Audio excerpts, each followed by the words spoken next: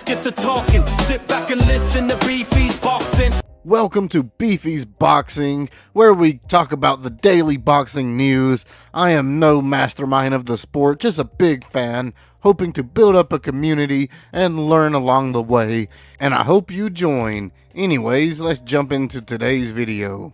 Itauma versus Hrgovic is happening this weekend. We gotta go over the stats and their strategies for victory. Who do y'all think's gonna win? I mean, I think everybody's leaning towards Moses, but let's see what Philip can do in order to win this. But first, let's go over their stats. Moses Itauma is going into this fight 14 wins, 12 by KO, suffering 0 losses, 0 draws. He's going into this fight with a perfect record. His most recent victory was over Jermaine Franklin earlier this year. Before that, he was just on a run, a tear through Dillian White, Mike Bulligan, Dempsey McKean. That was a fucking, I did not expect that one to go by that quick. And then in 2024, he had like 4 victims. Homie was on a roll. So yeah, he's been running through people, and people are thinking that this is going to be the real test for him, which I agree. I think Hrgovic is going to be something special. I don't think he's going to win necessarily, but I don't think he's going to be blown out within the first round. Anyways, now let's talk about El Animal, Filip Hrgovic. Hrgovic is going into this fight with 20 wins, 15 coming by KO, suffering only 1 loss himself, and that 1 loss is from the current champion, Daniel Dubois. And we all know how hard Daniel hits. Daniel hits really fucking hard, and arguably that's the only reason that the fight was, over, was because Hrgovic got cut.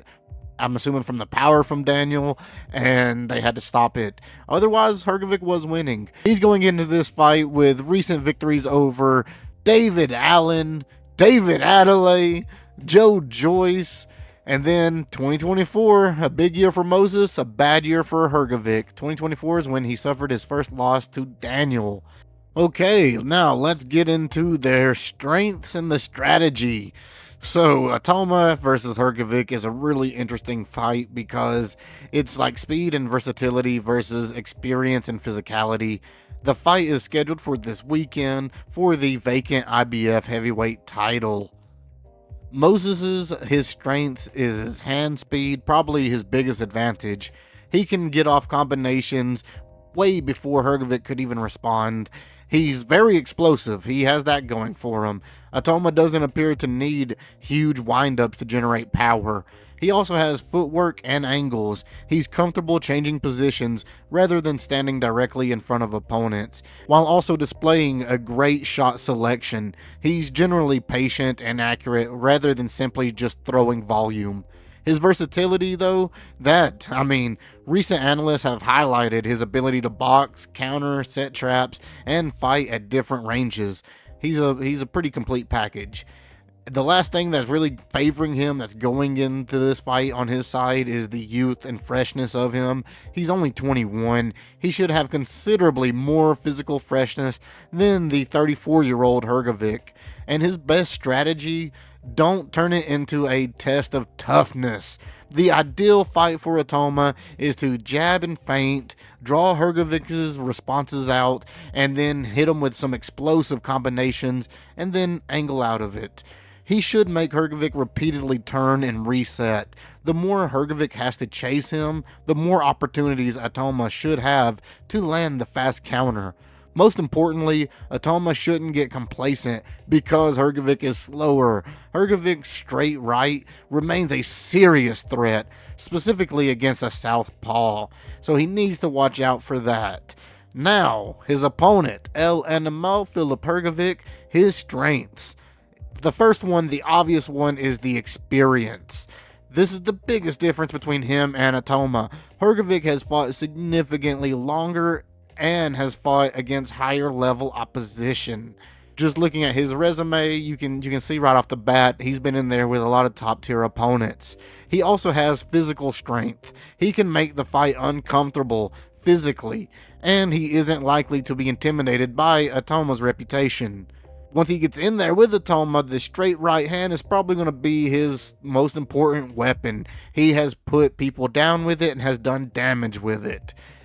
along with showcasing his durability. He's been through difficult heavyweight fights and knows how to operate when things don't go perfectly, which is also why he's able to use the 12-round experience that he has. Itauma has never gone beyond 6 pro rounds, making the later stages a completely new test for him. Hrgovic's best strategy is to make Itauma fight his fight, rather than chasing the younger man around. Hrgovic, he should establish the jab early, keep Itauma moving backwards, and use his size and strength to make exchanges physically demanding. Attack Itauma's body. That is going to be a huge thing for anybody facing Itauma.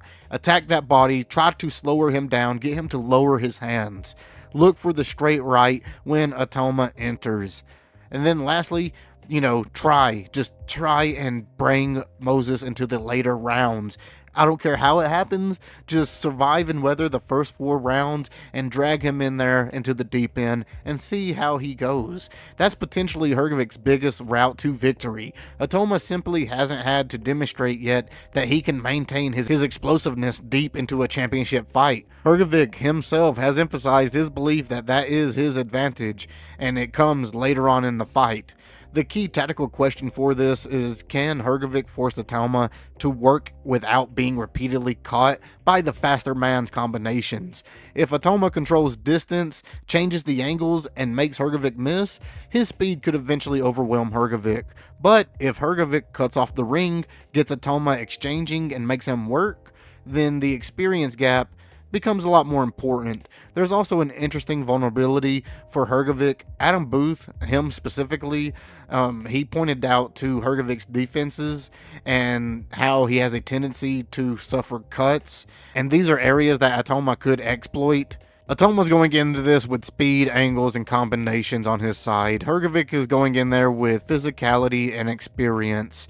So it's going to be a great fight regardless. The biggest unanswered questions in this fight is Itauma's ability to deal with sustained pressure after the 6th round. That's the areas where Hrgovic has the clearest opportunity to turn the fight around. If it makes it the 12 rounds, it could go to Hrgovic, no doubt. He has the ability to outbox Itauma. If it doesn't go that far, then most likely it's because Itauma puts Hrgovic down. Let me know below, what do you guys think? Who do you think's going to win? That's it for the video, guys. Remember, it's all about attitude. There is no progress without struggle, so stay in there. I've been your host, Mr. Beefy, and you all have been fantastic, and I'll catch y'all on the next one.